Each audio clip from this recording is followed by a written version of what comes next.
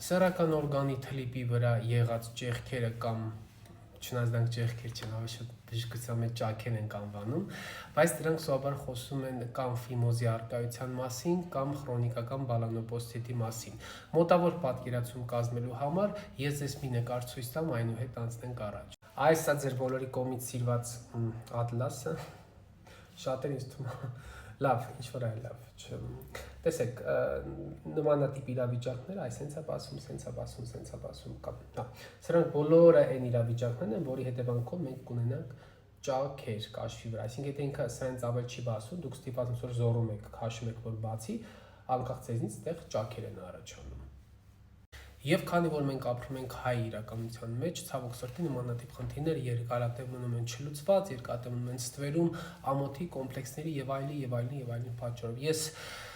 շատ եմ կարևորում նմանատիպ հարցերը, որովհետև ցավոք սրտի վիրահատական այդ դեպքերը հասնում են մեր կլինիկա, հասնում են բժշկի մոտ արդեն բավականին ուշացած, արդեն խնդիրներ առաջացած եւ ֆիզիկական խնդիրների մասին է խոսքը եւ հոգեբանական խնդիրների մասին է խոսքը, որ արդեն նույն ժամանակ իրականացնում է վիրահատություն։ Մի խնդիր, որը այսպես թե այնպես պահանջում է վիրահատական միջամտություն, միշտ իմացեք այդ հարցը ինչքան շուտ լուծում ստանա, այնքան ձեր շահերից է բխում, որ դուք թողեք այդ ճաքերը, իրանք սենց չեն լավանալու։ Եթե նույնիսկ ինչ-որ քսուկների տեղային օգտագործման տարբեր տեսակ միջոցների արդյունքում այդ ճաքերը լավանում են, հետո դրանք նորից առաջանալու են, եթե իրանց իրական պատճառը չի վերանում։ Բացառելով եւս մի կարևոր իրավիճակ, որի հետևանքով թլիպի վրա կարող են առաջանալ ճաքեր,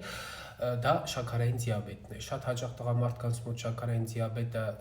ոչ շատ բարձր թվերը գլյուկոզայի սքողված ընթացքի առաջնային նշաններից մեկը լինում է թլիպի վրա ճաքերի առկայությունը, դա խոսում է թլիպի արյունամատակարարման խանգարման մասին, իհարկե այսպես թե այնպես, եթե օրինակի համար ցուցված լինի վիրահատական միջամտություն, բնականաբար վիրահատական միջամտությունից առաջ անպայման ստուգվում է գլյուկոզայի մակարդակը, հարցը դա չի, բայց եթե զուտ թերապևտիկ տեսանկյունից էլ հարցին մոտիկանանք, օրինակ վիրահատական միջամտություն ցուցված չի, զուտ իրականացում են որոշակի հետազոտություններ խնդրի պատճառը հասկանալու համար, այդ ժամանակ գլյուկոզայի մակարդակը այսպես թե այնպես որոշվում է, այսքանը։